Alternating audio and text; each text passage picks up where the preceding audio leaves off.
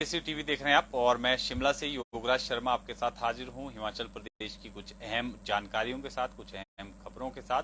आज सबसे पहले आप बात करेंगे कांग्रेस पार्टी की तरफ से जो गारंटी चुनाव से पहले दी गई थी महिलाओं को 1500 रुपए देने को लेकर, उसको लेकर लगातार जो कांग्रेस सरकार है वो अब एक्शन मोड में नजर आ रही है। और आज कैबिनेट सब कमेटी की बैठक हुई है।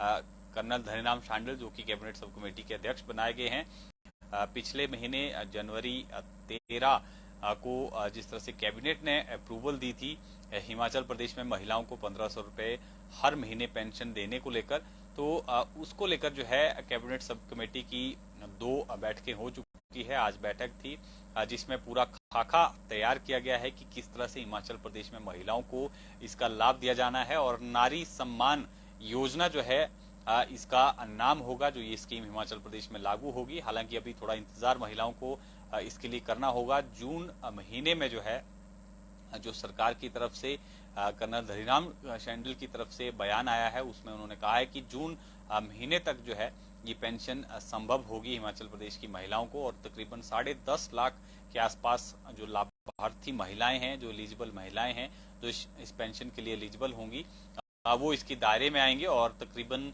1900 करोड़ के आसपास जो है हिमाचल प्रदेश को हर साल इसका जो है वो वित्तीय जो बोझ होगा वो उठाना पड़ेगा। और पूरी रणनीति जो है इसको लेकर कैबिनेट सब कमेटी ने बना ली है, जिसे जल्द ही कैबिनेट में लाया जाएगा। और कैबिनेट में लाने के बाद जो है आगामी जो सरकार का बजट आने वाला है उसमें जो है इस योजना को शामिल किया जाएगा। उसमें ऐलान होने के बाद जो है आवेदन मांगे जाएंगे, यानी अप्रैल महीने में जो है वो आवेदन मांगे जाएंगे। तकरीबन 1.5 से 2 महीने जो है इस पूरे प्रोसेस में जो है बजट के बाद लगने वाले हैं, यानी अप्रैल और मई में जो है आवेदन मांगे जाएंगे। जो जो महिलाएं इसके लिए एलिजिबल होंगी उनसे जो है वो डॉक्यूमेंट मांगे जाएंगे, आवेदन मांगे जाएंगे। पूरी वेरिफिकेशन के बाद जो है जून महीने तक जो है ये अनुमान लगाया जा रहा है कि जून महीने तक जो है ये योजना हिमाचल प्रदेश में शुरू हो सकती है। और इसमें जो मापदंड रखे गए हैं उसमें साफ तौर पर जो पहले भी संकेत जो है वो मंत्री ने दे दिए थे कि जो पहले से महिलाएं पेंशन ले रही हैं और सरकारी नौकरी में हैं उनको इसका लाभ नहीं मिल पाएगा, या फैमिली पेंशन लेती हैं उनको इसका लाभ नहीं मिल पाएगा। हालांकि ये जरूर इसमें कहा गया है कि अगर कोई महिला या लड़की जो है पेंशन 1500 रुपए से कम लेती है तो उसको मिनिमम जो है 1500 रुपए पेंशन जो है वो दी जाएगी। तमाम इसको लेकर जो है मापदंड जो है वो तय किए जाएंगे। और इसको लेकर जो है पूरा खाका जो है वो कैबिनेट सब कमेटी की टीम ने बना लिया है, जिसे आने वाले जो बजट सत्र में है वो सदन के अंदर ले जाया जाएगा। और बजट में जो है इसकी घोषणा मुख्यमंत्री करेंगे। नारी सम्मान योजना के नाम से हिमाचल प्रदेश में ये योजना जो है वो शुरू होगी। और कांग्रेस की 10 गारंटियों में से ये एक गारंटी थी जिसको लेकर जो है लगातार जो मंथन फिलहाल चल रहा है। और चरणबद्ध तरीके से जो है इस योजना को लागू किया जाएगा। बीपीएल परिवार में अगर कोई 2 महिलाएं या 2 बेटियां हैं तो ऐसे परिवारों को जो है वो चिन्हित किया जाएगा और उसके बाद जो है उनको पेंशन लगाई जाएगी। इस तरह का इसमें जो है वो प्रावधान रहेगा। तो जून महीने तक फिलहाल महिलाओं को इंतजार करना पड़ेगा 1500 रुपए मासिक पेंशन का। तो ये एक बड़ी अपडेट आज के दिन की। और दूसरी अगर अपडेट की बात कर लें तो सीमेंट इश्यूज को लेकर है, जो पिछले लगभग तकरीबन 52-53 दिनों से लगातार चल रहा है। दोनों सीमेंट फैक्ट्री, चाहे बरवाणा की बात कर लें या दालाघाट की बात कर लें, दोनों सीमेंट फैक्ट्रियां जो हैं तकरीबन 52-53 दिन से बंद है। और ऐसे में अब हर रोज क्योंकि 2 करोड़ के लगभग जो है वो नुकसान भी हर रोज सरकार को झेलना पड़ रहा है। इसके अलावा ट्रक ऑपरेटर और जिनका रोजगार छिना है उनको भी जो है नुकसान हो रहा है। अब ऐसे में सरकार अब कड़े कदम की तरफ जो है वो बढ़ने वाली है। साफ तौर पर जो है सरकार ने संकेत दिए हैं, उद्योग मंत्री ने संकेत दिए हैं। साफ तौर पर उन्होंने कहा है कि सरकार जो है इस मसले को सुलझाने के लिए गंभीर है। और वार्ता भी कई दौर की इसको लेकर की गई है। कल भी ट्रक ऑपरेटरों के साथ जो है वो बात की गई है, चर्चा की गई है। माल भाड़े को लेकर जिस तरह से ये विवाद है और रेट्स को लेकर जो है कंपनी और ट्रक ऑपरेटर के बीच जो विवाद चल रहा है उसको सुलझाने के लिए सरकार अब आगामी कदम उठाने वाली है। कल जो बैठक हुई है उसके बाद तय किया गया है कि 2 दिन के भीतर जो है कंपनी प्रबंधन से रेट डिस्कस किए जाएंगे। 10 रुपए 15 पैसे जो है वो जो ऑपरेटर हैं उन्होंने रेट जो है फिलहाल ये दे दिए हैं। अगर इसमें जो है कंपनी प्रबंधन जो है वो मानता है, उद्योग शुरू हो पाते हैं तो ठीक, अगर नहीं हो पाया तो कहीं ना कहीं सरकार अब जो है कानूनी रास्ता अपनाने वाली है, क्योंकि जिस तरह से उसको उसकी जो उसमें जो है वो परमिशन ली गई थी या इन तमाम चीजों को लेकर भी जांच के आदेश जो हैं वो दे दिए गए हैं और कानूनी राय ली जा रही है कि किस तरह अब भी प्रबंधन जो है मानता नहीं है, कंपनी प्रबंधन नहीं मानता है तो सरकार कड़े कदम उठाएगी, सख्त जो है वो रवैया जो है अपनाएगी और अदानी के खिलाफ जो है कड़ी कार्रवाई भी आने वाले दिनों में देखने को मिल सकती है। हालांकि अभी 2 दिन का समय जो है वो वार्ता के लिए तय किया गया है कि अगर 2 दिन में वार्ता तो कड़े जो है वो कदम सरकार की तरफ से कंपनी प्रबंधन के खिलाफ जो है वो उठाए जाएंगे। हाँ, साफ तौर पर सरकार ने कहा है कि ट्रक ऑपरेटरों के साथ जो है वो सरकार खड़ी है। अगर कंपनी प्रबंधन नहीं मानता है तो कानूनी कार्रवाई भी अमल में लाई जाएगी और लीज को लेकर जो है वो जांच चल रही है। लीज को रद्द करने पर भी सरकार जो है वो विचार कर सकती है।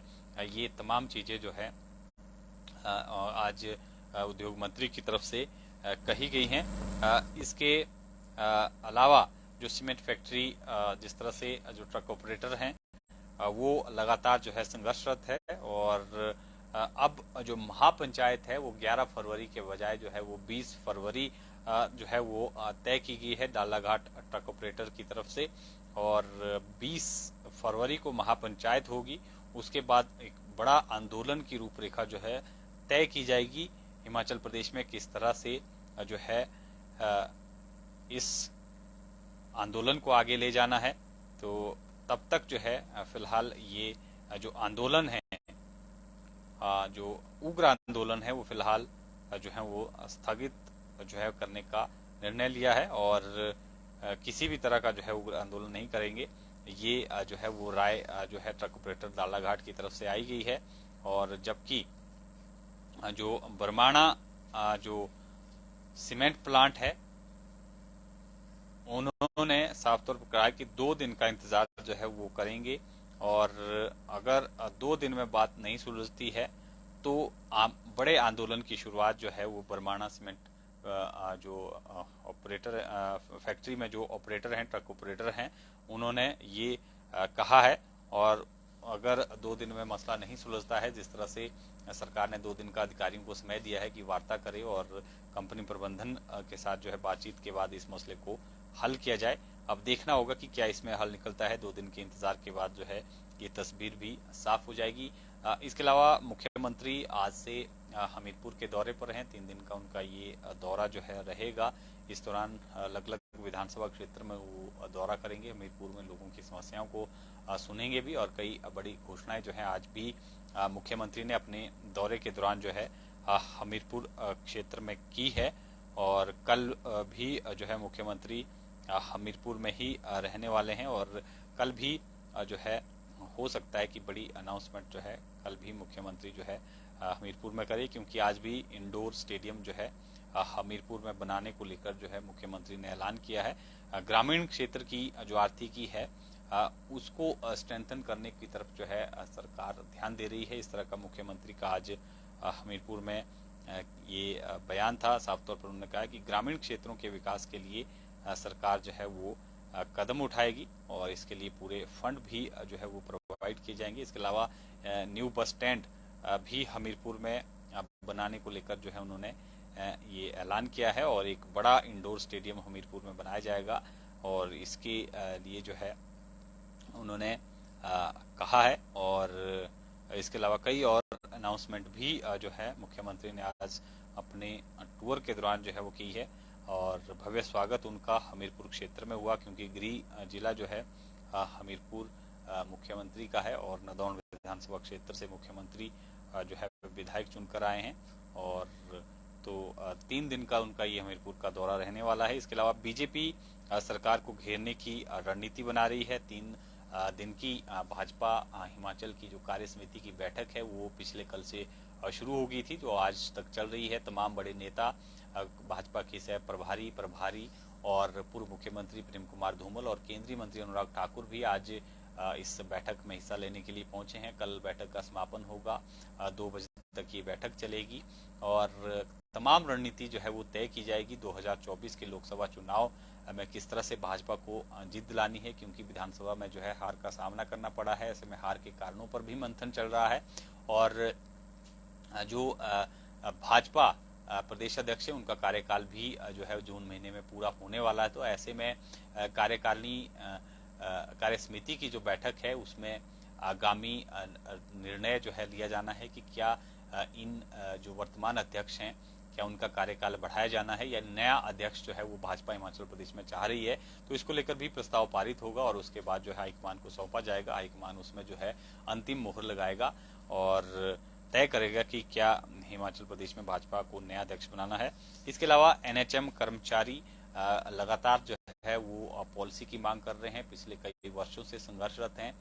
तकरीबन अगर हिमाचल प्रदेश की बात करें तो 1700 के आसपास जो हैं वो एनएचएम जो पिछले लगभग 24 वर्षों से हिमाचल प्रदेश में सेवाएं दे रहे हैं, अलग अलग हिस्सों में सेवाएं दे रहे हैं और साफ तौर पर ये मांग कर रहे हैं कि इनको स्वास्थ्य विभाग में जो है अटैच किया जाए, कोई पॉलिसी इनके लिए निर्धारित की जाए।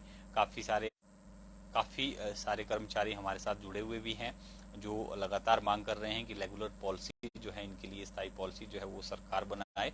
हालांकि पूर्व सरकार ने भी एक कमेटी का गठन किया था पॉलिसी निर्धारित करने के लिए, लेकिन फिलहाल क्योंकि अब जो है सत्ता से बाहर जो है वो भाजपा हो गई है, लेकिन पॉलिसी ना तो पूर्व सरकार में बन पाई, लेकिन अब जो है नई सरकार से इन कर्मचारियों को उम्मीद है कि सरकार कोई सकारात्मक कदम उठाएगी। लंबे समय से ये संघर्षरत हैं और अलग अलग जगहों पर अलग अलग पोस्ट के साथ जो है ये काम कर रहे हैं, जिसमें अकाउंटेंट भी है, लैब टेक्नीशियन भी है, फार्मासिस्ट भी है, एएनएम कंसल्टेंट भी है, डीपीसी आयुष चिकित्सक भी हैं, चालक भी हैं, स्टाफ नर्स भी है, डाटा एंट्री ऑपरेटर भी हैं। लगभग 54 कैटेगरी की जो कर्मचारी हैं वो सेवाएं दे रहे हैं और साफ तौर पर इन्होंने कहा है कि सरकार कोई स्थायी पॉलिसी इनको लेकर बनाए ताकि इनका भविष्य भी जो है वो सुरक्षित हो सके। सरकार से इन्होंने मांग की है। आज शिमला में एक प्रेस वार्ता भी इन्होंने की है जिसमें ये प्रमुख रूप से इन्होंने मांग उठाई है कि जल्द से जल्द जो है इसको लेकर जो है सरकार कोई विचार करे और आगामी बजट में जो है हो सकता है कि सरकार इनको कोई राहत भी दे और उम्मीद भी यही लगा रहे हैं कि आगामी बजट में जो है सरकार कोई पॉलिसी लेकर जो आए ताकि इनका भविष्य भी सिक्योर हो सके, क्योंकि 24 वर्ष जो है एक लंबा समय होता है। ऐसे में जो है भविष्य कहीं ना कहीं अब इनका भी जो है खतरे में है। कुछ लोग तो हैं वो रिटायरमेंट की के आसपास पहुंच गए हैं, 50 से भी अधिक उम्र के जो हैं वो लोग हो गए हैं। तो ऐसे में इनकी मांगे भी जायज है। सरकार से इन्होंने अनुरोध किया है कि इनकी तरफ जो है सरकार गौर करे और इनके भविष्य की जो है वो सरकार सुध ले। तो ये बड़ी जो है लंबे समय से इनकी मांग चलती आई है। अब सरकार बदली है, व्यवस्था परिवर्तन की बात मुख्यमंत्री कर रहे हैं, तो ऐसे में एनएचएम कर्मचारियों की भी सरकार से उम्मीद जगी है। इसके अलावा कांगड़ा में हिमाचल प्रदेश का सबसे बड़ा जू बनाने को लेकर जो है वाइल्ड लाइफ जो विंग वन विभाग का है वो काम कर रहा है और अप्रैल महीने तक जो है डीपीआर तैयार करने को लेकर जो है इसका दावा भी किया जा रहा है। हिमाचल प्रदेश का ये सबसे बड़ा जू होगा जिसमें जो है टूरिज्म पॉइंट ऑफ व्यू से भी इसको जो है विकसित करने को लेकर जो है सरकार वाइल्ड लाइफ जो विभाग है वन विभाग का वो मन बना रहा है और मुख्यमंत्री की तरफ से ये निर्देश मिले थे कि इस तरह का एक जू बनाया जाए ताकि वहां पर पर्यटन की जो एक्टिविटीज हैं उनको भी बढ़ावा मिल सके, क्योंकि हिमाचल प्रदेश में अभी छोटे छोटे जो जू हैं वो जरूर हैं लेकिन एक बड़ा जू नहीं है। तो कांगड़ा के बनखंडी में जू के लिए जो है भूमि को चयनित कर लिया गया है और इसका क्षेत्रफल जो 192 हेक्टेयर होगा और 250 करोड़ की लागत से जो है इसका निर्माण किया जाएगा। और साफ तौर पर जो है एक अगर बड़े जू अगर का निर्माण किया जाना होता है तो 75 हेक्टेयर भूमि की जरूरत जो है आमतौर पर होती है, लेकिन फिलहाल जो चयनित भूमि की गई है बनखड़ी में वो 192 हेक्टेयर है जिसमें इसका निर्माण किया जाना है। यानी काफी बड़ा ये जू रहेगा। पर्यटकों के लिए भी जो है कहीं ना कहीं ये आकर्षण का केंद्र रहेगा। अगर इस तरह का बड़ा जू होता है तो साफ तौर पर सरकार जो है वन विभाग जो है वो इसकी तरफ जो है वो बढ़ रहा है। और 250 करोड़ की लागत से जिस तरह से मैंने आपको बताया कि बनेगा, फिलहाल अप्रैल महीने तक जो इसकी औपचारिकताएं जो हैं वो पूरी कर ली जाने का जो है वो दावा किया जा रहा है वाइल्ड लाइफ विभाग की तरफ से। अब देखना होगा कि कितना ये दावा जो है वो साकार हो पाता है। इसके अलावा आज हिमाचल प्रदेश में कोविड के 2 मामले भी सामने आए हैं। हालांकि पिछले 5-6 दिनों से हिमाचल प्रदेश जो है कोविड मुक्त चल रहा था, लेकिन 2 केसेस आए हैं।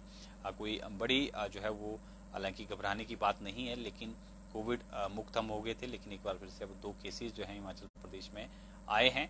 और हालांकि कोविड के मामले पिछले कुछ समय से लगातार जो है वो घटे हैं और हिमाचल प्रदेश कोविड मुक्त भी जो है सप्ताह भर रहा, लेकिन अब 2 मामले आए हैं तो थोड़ा सावधानी बरतने की आवश्यकता अभी भी है। मौसम की बात कर लेते हैं अंतिम में। हिमाचल प्रदेश में जो मौसम है वो पिछले दिनों से साफ चल रहा है और आने वाले दिनों में भी मौसम जो है वो साफ रहने का अनुमान जो है मौसम विभाग की तरफ से लगाया गया है। कोई बड़ा जो है बारिश या बर्फबारी का स्पेल अब फिलहाल आने वाले कुछ दिनों में नहीं है, लेकिन ठंड जो है पिछले 2-3 दिनों से थोड़ी जरूर बढ़ी है। जिस तरह से ऊंचाई वाले इलाकों में जो है वो बर्फबारी हुई है, पिछले कुछ 3-4 दिन पहले जो बर्फबारी हुई थी उससे जो है ठंडी हवाएं चल रही हैं हिमाचल प्रदेश में और मौसम जो है वो थोड़ी ठंडक भरा है। लेकिन बीते दिनों की बर्फबारी से अभी भी जो हिमाचल प्रदेश की अगर सड़कों की बात कर लें तो 150 से अधिक सड़कें अभी भी हिमाचल प्रदेश में बाधित हैं, जहां पर जो है यातायात के लिए जो है सड़कें बंद हैं।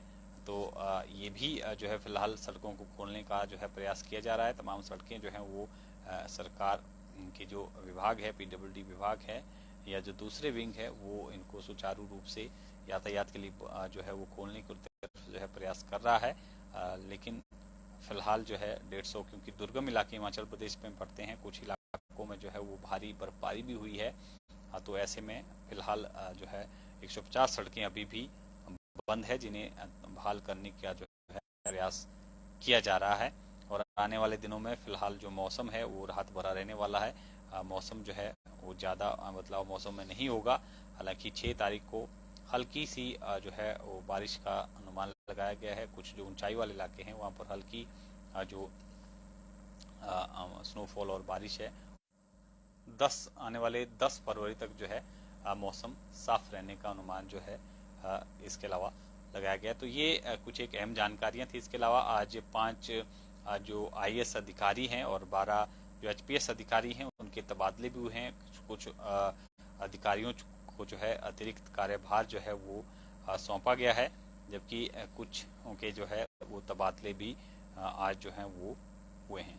तो ये कुछ एक अहम जानकारी थी जिसके साथ जिसको लेकर हम आपके साथ जुड़े हुए थे। एनएचएम कर्मचारी काफी संख्या में हमारे साथ जुड़े हुए हैं और मांग कर रहे हैं रेगुलर पॉलिसी की।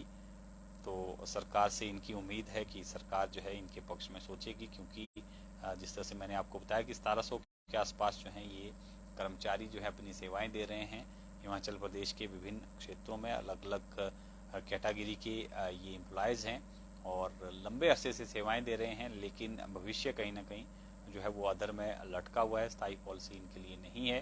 तो सरकार से मांग कर रहे हैं और उम्मीद है इनको कि सरकार इनके बारे में कुछ सोचेगी और देखना होगा क्या कुछ सरकार जो है एनएचएम कर्मचारियों को लेकर जो है वो निर्णय लेती है। तो फिलहाल के लिए इतना ही। आप बने रहें ताज़ा तरीन अपडेट के लिए पंजाब केसरी हिमाचल के साथ। कल आपके साथ फिर मुलाकात होगी। फिलहाल के लिए इतना ही। आप बने रहें पंजाब केसरी।